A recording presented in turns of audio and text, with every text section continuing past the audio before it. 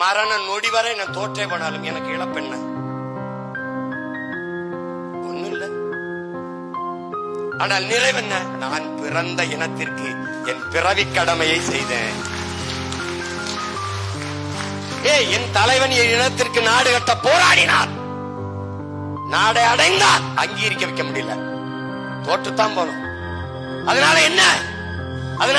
எனக்கு என் தலைவன் கற்பித்தது, நமக்கென்று வரலாறு இல்லை, ஆனால் ஒரு இனம் தன் விடுதலைக்காக போராடி செத்தது என்கிற வரலாறு அது வரட்டும்.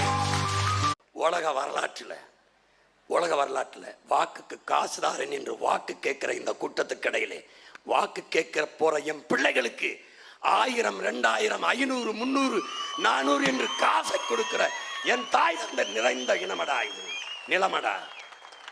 என் பிள்ளை என் அப்ப 2000 கொடுக்குறான், தாத்தா வேணாப்பா வேணாம், 1000 ரூபாய் போதும் என்று. இல்லத்தா நீ வச்சுக்க. இப்படி மாண்பு மிக்க மக்களை பெற்ற இனமடா.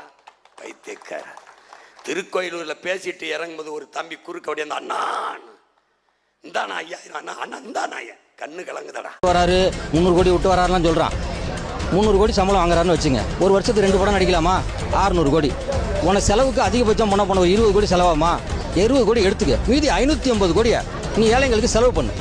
இந்த ஏரியை நான் இந்த வருஷம் தூர் வரனேன், அடுத்து அந்த குளத்தை வெட்டினேன், இந்த கம்மாயை வெட்டினேன், இத்தனை ஏழைங்களை படிக்க வச்சேன், இவங்க பேருக்கு நான் இது ஹாஸ்பிட்டல் கட்டி கொடுத்தேன், நீ சொல்லிட்டு வா. 15 வருஷமா ஒரு நாள் கூட உடம்பு சரியில்லைன்னு ரெஸ்ட் எடுத்து நான் பார்த்ததே இல்லை.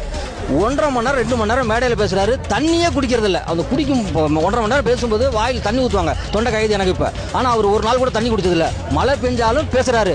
இங்கே வேளாண்மை செய்யும் தொழிலுக்கு வட மாநிலத்தவர்கள் கிடைக்கும் தொடர்புக்கு அணுகவும்னு பதாக வச்சிருக்கான்டா. பதாக வச்சிருக்கான். இந்த தேங்காய் உரிக்க வந்துட்டாப்லையா, கொஞ்ச நாள்ல உன் தோலை உரிப்பான், அப்ப என்னை தேடி வருவேன். இன்னைக்கு அவன் குறைந்த கூலி 500 ரூபாய்க்கு, தமிழர்கள் 800 ரூபாய் கேட்கிறார்கள், அவர் 500 ரூபாய்க்கு வேலை செய்கிறான் என்று நீ குறைந்த கூலி என்று கொடுக்கிறாய். நாளை அவன் தவிர்க்க முடியாத கூலியாகிவிட்ட பிறகு 5000 ரூபாய் என்று கேட்டாலும் உன்னால் அவனை தவிர்க்க முடியாது. காரணம், உன் இனத்தான் உழைக்கிற திறனை இழந்துட்டான், உழைப்பை விட்டு வெளியே.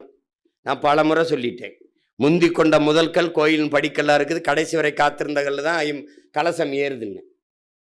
கோயிலில் சிலையா இருக்கிறதும் ஒரே மலையில் வெட்டப்பட்டதுதான், படிக்கல்லா வாசல்ல ஏறும்போது மிதிபடுற கல்லும் ஒரே இதில் வெட்டப்பட்டது தான்.